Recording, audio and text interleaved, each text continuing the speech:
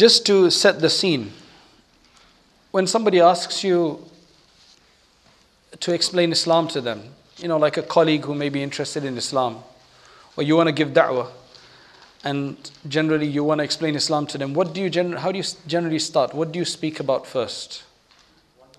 Oneness of Allah. Anything else? A lot of people, what they do is they jump right into the 5 pillars, right? Which seems to kind of be the default thing to speak about, part of which is the shahada, right? However, what we should speak about first is in Islam more comprehensively, because Islam is a very, very comprehensive religion.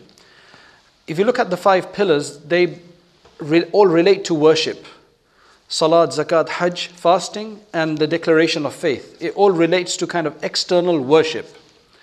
So anybody who wants to find a complete system that can influence and inform every part of their life and everything that happens to us and the way we live in this world as social creatures, then the 5 pillars are not sufficient. They won't find that sufficient. They'll say, that's just all worship to God. What do you do with other people? How do you have social etiquette? How do you deal with the environment? And so on. So the way to, another way to do it is to say that Islam has 5 dimensions, 5 primary dimensions. To go over them quickly, the first one is the dimension of belief. And this works very well. The first is the dimension of belief.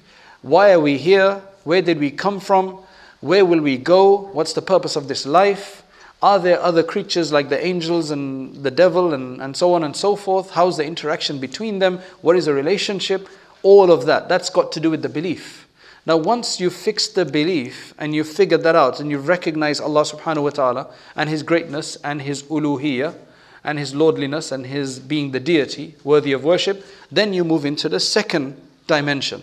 And the second dimension is the dimension of the 5 pillars. The 5 pillars are all included in the second dimension, which is the dimension of worship. So now you've recognized Allah, you've recognized your purpose in this world, and now you start worshipping Allah through the 5 pillars. Now, that's 2 things. There's still a lot more to do with life. So the third dimension and the 4th dimension, they're very similar. They both are to do with social social relationship and interactions. But one is on a monetary contractual level, transactional level, and the other one is just on an etiquette level. So the first one you can say is mu'amalat. Number 3 is mu'amalat, which are transactions, buying and selling, marriage and divorce, conflict resolution, judiciary system, and so on and so forth, hiring, selling, and everything else. Anything to do with the transaction. We have direct guidance from Rasulullah sallallahu alaihi wasallam and in the Quran about this particular dimension, which, Kitabul Buyu, Kitabul Talaq, Kitabul Ayman, and for those who understand all of that, there's a massive section to do with that. Number 4 is the mu'asharat. Now this is where we're talking about all these ahadith, like whoever does not honor our old and does not have respect for our younger, then he's not from us. Whoever's neighbor is not free from his harm is not of us, and so on and so forth. Right? La imana liman la ahda lah. And all of these ahadith that we have of that nature, speaking about honesty and speaking about contentment, speaking about animals, like don't stand on your animal and speak to somebody, get off the animal and then let it rest. Things of that nature. All of that to do with animals, animal rights, rights of environment, rights of others, rights of your neighbors, and so on and so forth. Mu'asharat. Number 5 then? What is number 5? Haven't we completed everything? What's number 5? The heart. It is the purification of the heart, coming back to oneself, removing the blameworthy traits like anger, jealousy and enmity and not being content, greed, and so on and so forth. Anger, extreme desire, and transplanting that or removing those and infusing our hearts with love and compassion and contentment and ithar, which means to prefer others over ourselves, and being satisfied with how Allah subhanahu wa ta'ala has kept us, and so on and so forth. That obviously that level is going to affect each of these dimensions, they influence another dimension. That's why we have a lot of people today who pray a lot. You'll see them in the masjid. But when it comes to others, they've got a major problem. They've broken up with everybody in their family. There are some people who are like that. They'll pray 5 times in the masjid.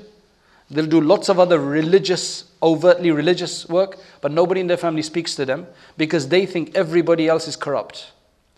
So they're not going to go to any weddings, they're not going to go to anybody's house, they're not going to go to a dawah, they don't want to speak to anybody and so on because everybody's a fasiq, fajr, and that's an extreme. The Prophet ﷺ said, "Al-mu'minu ma'lafun wa la khayra fi man la ya'lif wa la yu'laf." There are situations where people won't be doing things at 100%. But at the end of the day, there are ties of kinship which have to be maintained. And the Prophet ﷺ said that the believer is a place of affection. And there is no good in the one who is not affectionate towards others or nor is treated with affection. So where does that hadith go if it's just about everything else? So you've got that extreme. Then you've got the other so-called progressive extreme, which is that, look, it's all about the heart. It's just as though as long as I don't think bad of people, as long as I don't harm anybody, then I don't pray, that's not an issue. I don't cover my head, it's not an issue. At least I'm fine with everybody. You're fine with the people, but are you fine with Allah?